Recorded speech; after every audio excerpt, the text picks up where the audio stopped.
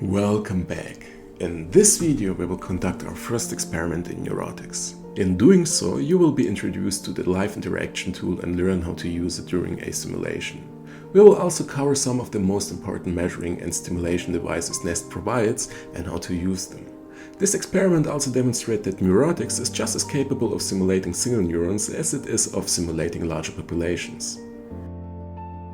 Here we will create a network of only 4 neurons. One neuron serves as a base and has outgoing connections to the other 3 neurons named A, B and C, and each of these neurons has different parameters but is of the same type. This allows you to observe differences in behavior based solely on parameters. It also enables you to perform different kinds of experiments and to work on both micro and macro circuitry. Let's look at the setup. We have one source neuron sending the exact same signal to 3 target neurons. Same weight, same connection type, same input. The only difference is the parameters of the receiving neurons. Neuron A has a membrane capacitance of 180 picofarad. That's relatively low. Think of capacitance like a bucket. A small bucket fills up faster, so A charges quickly. It also has a short refractory period of just 1 millisecond, meaning it can fire again almost immediately after a spike.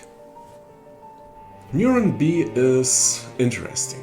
It has standard capacitance at 250 picofarad, but look at the resting potential, minus 55 millivolts. That's the same as its threshold.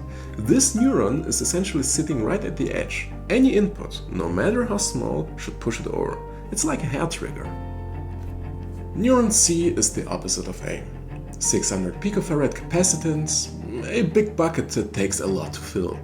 And its threshold is at minus 50 millivolts instead of minus 55, so it needs to climb an extra 5 millivolts compared to the others. High capacitance plus high threshold, that's a stubborn neuron. So, what do we expect to see? A should be the most active. Low capacitance means each input has a bigger impact on the membrane potential, and short refractory means it can keep up with rapid input. I expect A to fire frequently.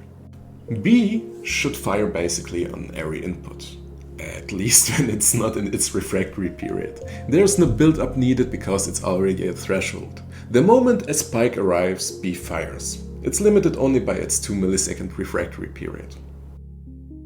C, on the other hand, might stay completely silent. Let's do the math. With 600 picofarad capacitance, each input causes a smaller voltage change, and even if we accumulate some charge, it needs to reach minus 50, not minus 55. That's 20 millivolts from resting.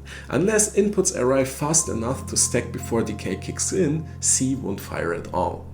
Let's see if the simulation confirms this. To use the live interaction tool, we switch tabs and load our structure. We simply press the load button in the bottom left corner. There are a few things to mention here. In the top right corner, you see a play, a pause, and a reset button. To their left, there is a resolution field. You will change this number a lot. It determines how much time passes in the simulation before the visualization updates. It's pretty handy.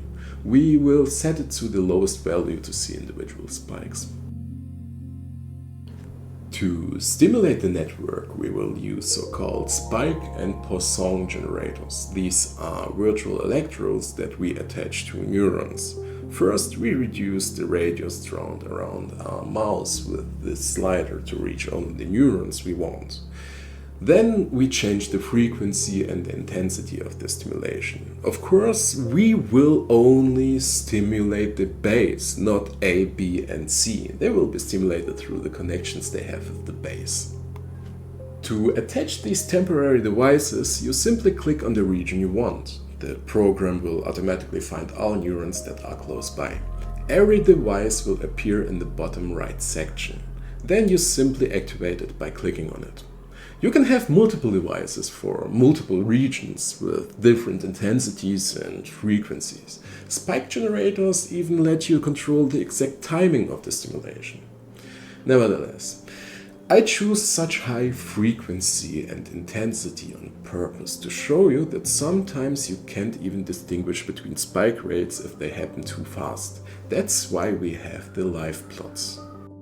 As you may already have guessed, the editor, interaction and live plot tabs are deeply interconnected, while the history and fusion tool tabs are separate. This has been built this way to keep independent workflows manageable. The live plot tab allows you to shift perspective and observe your network solely through data visualizations. Every population is selectable for analysis. The incoming data originates directly from the network itself and grows as long as the simulation runs and the network is at least somewhat active.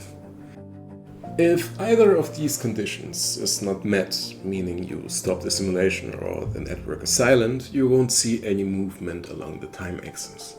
Of course, there are multiple ways to view your data. These differ not only in the information they provide, but also in computational effort. Spike trains, for example, are more computationally expensive to plot than the simple average activity of a group of neurons. Here you can see how the plotting stops when you turn off the stimulation and no other activity remains. Of course, you are not forced to use external stimulation like electrodes. There are neural models that fire on their own, or you can configure them to fire independently of external stimuli. I highly encourage you to play around with the parameters. I have clipped the ranges so you shouldn't run into numerical issues, but if you do, please feel free to contact me and I will fix it in the next version. Alright, there are just two things left to mention in this video. First, just as you attach temporary devices to your network that aren't saved and disappear upon reset, you can also create temporary connections between populations using temporary synapses. Second, you can save your data at any time during or after the stimulation and analyze it later either using your own tools or the history tab. So yeah, that's it for this video. Next time we will dive into advanced node properties and show you how to use flow fields to create any shape you can imagine. I hope to see you in the next video. Have a nice day. See ya.